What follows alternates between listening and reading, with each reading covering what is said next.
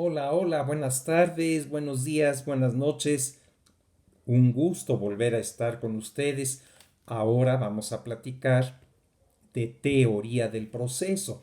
Seguimos hablando de la competencia objetiva. A manera de recordatorio, hay competencia objetiva por un lado y existe competencia subjetiva por otro lado. La vez pasada platicamos de la competencia objetiva, pero no la terminamos. Vamos a terminar. Recapitulando, vimos la vez pasada que hay competencia por materia, competencia por cuantía, competencia por grado, competencia por territorio, competencia por prevención, competencia por turno y ahora vamos a hablar de la competencia por atracción. Cierto, también la vez pasada platicamos de la competencia por conexión, ya está platicado, pero en este momento vamos a platicar de la competencia por atracción. Fíjense que en la mayoría de los litigios, pues sucede que el actor demanda, exige del demandado una o varias prestaciones, pero realmente no se va a discutir la totalidad del patrimonio del demandado. Se va a discutir únicamente lo que reclama la parte actora. Pero hay unos juicios muy particulares que se llaman, que la doctrina les ha llamado juicios universales. ¿Y en qué consisten? En estos juicios universales, el objeto de la discusión y en su momento de la decisión será un patrimonio entero, la totalidad de un patrimonio. ¿Y cuáles pueden ser esos juicios universales? Miren, el más representativo es el juicio sucesorio. Cuando una persona física llega al final de su vida biológica, cuando muere, pues el patrimonio de esta persona física se va a transmitir a sus herederos. El patrimonio pues está integrado por bienes, derechos y obligaciones. Se heredan bienes del autor de la herencia, se heredan derechos que tenga el autor de la herencia, pero también se heredan obligaciones. Bueno, como ven, la universalidad de ese patrimonio se va a transmitir a sus herederos. El juicio sucesorio es el ejemplo más representativo de de los juicios universales. Todo el patrimonio del autor de la herencia entra dentro de este juicio universal sucesorio. ¿Qué otro juicio universal existe? Cuando una persona física que no se dedique al comercio deja de pagar a sus acreedores, pues los acreedores pueden promover el juicio de concurso. Es un juicio civil regulado en parte por el Código Civil y en parte por el Código de Procedimientos Civiles, juicio de concurso. También el propio deudor común puede promover su propio juicio de concurso. ¿Y qué va a suceder? Pues es otro juicio universal porque el juez va a convocar a los acreedores para que presenten los títulos justificativos de sus respectivos créditos y claro, en un momento dado, pues ese concursado llegará un momento dentro del juicio universal de concurso en que pierda la facultad de administrar su patrimonio y entonces pues se hará previos muchos trámites, pago a los acreedores con los bienes del deudor común. Es un juicio universal. ¿Qué otro juicio universal? Pues hay otro juicio universal que es en materia federal, el concurso, el juicio universal de concurso, juicio mercantil de concurso. Bueno, pues miren, los juicios universales tienen una característica que se llama atractividad de los juicios universales. ¿Qué quiere decir? Que el juez que conozca del juicio universal, por atracción, es competente de algunos juicios particulares que se sigan en contra, ya sea de la sucesión o del concursado.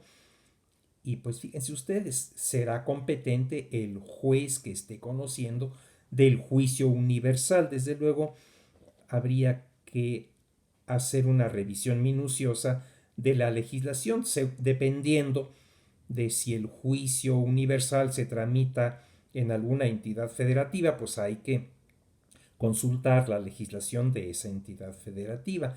Pero por lo pronto, quédense con la idea de que los juicios universales tienen ese fenómeno llamado atractividad de los juicios universales.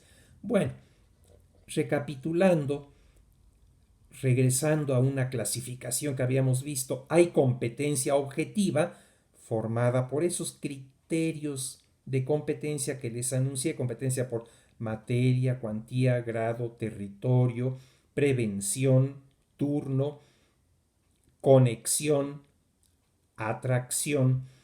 Son criterios de competencia objetiva. Pero en el segundo renglón de la clasificación que estamos mencionando, hay competencia subjetiva. Es muy interesante. El funcionario específico que realice la labor de juez o el funcionario específico que realice la labor de magistrado o incluso el funcionario que sea secretario de acuerdos, ya sea de juzgado o de sala, pues fíjense que también debe ser competente, subjetivamente competente. ¿Por qué se le llama competencia subjetiva? Porque se refiere a la persona de ese juez o de ese magistrado o de ese secretario de acuerdos. ¿Y a qué se refiere? Pues miren ustedes, imagínense que yo soy juez y que ante mí viene a litigar mi cónyuge, mi padre, mi hijo, mi nieto, mi hermano, o viene a litigar ante mí mi amigo o mi enemigo, o mi socio, o mi arrendador o mi arrendatario, o mi fiador, o a lo mejor yo soy fiador de alguien. Pues fíjense ustedes, en estas situaciones, el órgano jurisdiccional, entiéndase, la persona del juez o la persona del magistrado o incluso el secretario de acuerdos, pues puede tener un sentimiento, ya sea de simpatía o de antipatía hacia una de las partes o hacia el abogado de una de las partes. Ese funcionario a lo mejor objetivamente es competente. ¿Por qué? Porque reúne en su persona todos los criterios de la competencia objetiva, pero subjetivamente, individualmente, esa específica persona carece de competencia subjetiva. Fíjense que hay tres figuras que se llaman, una de ellas, en plural, causas de impedimento. Causas porque son plurales, causas de impedimento. Hay otra figura que se llama excusa y hay otra figura que se llama recusación. ¿Qué son las causas de impedimento? Bueno, cuando el juez o el magistrado o el secretario de acuerdos, repito, tiene interés directo en el negocio de que está conociendo, o interés indirecto, pero de alguna manera tiene algún interés a favor de una de las partes o en contra de una de las partes, bueno, no debe conocer, se debe inhibir de ese asunto, debe dictar un auto en el que haga conocer la específica causa por la cual pues se está separando del conocimiento del asunto. ¿Y qué sucede si el funcionario de propia iniciativa no ejerce la excusa? Pues la parte perjudicada lo puede recusar. Entonces, fíjense, hay causas de impedimento, excusa y recusación. ¿Qué quiere decir la recusación? Bueno, pues que la parte perjudicada hace valer la causa de la recusación. Cuando una de las partes interpone recusación contra el juez, quien resuelve, pues resuelve el superior, resuelve la sala que corresponda del Tribunal Superior de Justicia. Y dice el artículo 178 del Código de Procedimientos Civiles para el Distrito Federal, hoy Ciudad de México, habría que ver en provincia los respectivos códigos, seguramente es igual, conoce el superior en forma de incidente. Y fíjense ustedes, hay algo interesante en la Ciudad de México. El artículo 178 dice que dentro del incidente de recusación son admisibles todos los medios de prueba que conforme al código se pueden ofrecer, incluida la recusación del funcionario recusado. Incluida la recusación. Fíjense que hay una situación. La confesión únicamente la rinden las partes. Y si el artículo 178 del Código de Procedimientos Civiles para la Ciudad de México dice que es admisible la recusación, que es admisible la confesión del funcionario recusado, en otras palabras, que si el juez confiesa, conclusión, si dentro del incidente de recusación el juez confiesa o puede confesar, es porque dentro del incidente el juez recusado es parte procesal. Bueno, pues fíjense que la competencia subjetiva tiene incluso su previsión en la Constitución Federal, artículo 17, segundo párrafo, dice: toda persona tiene derecho a que se le administre justicia por tribunales que estarán expeditos para impartirla en los plazos y términos que fijen las leyes, emitiendo sus resoluciones de manera pronta, completa e imparcial. Repito, de manera imparcial. ¿Qué quiere decir? Pues fíjense que ese funcionario, que puede ser el juez o el magistrado, llámese como se llame, debe ser imparcial. ¿Qué quiere decir que sea imparcial? Que no esté ni a favor ni en contra de ninguna de las partes, ni siquiera del abogado de alguna de las partes.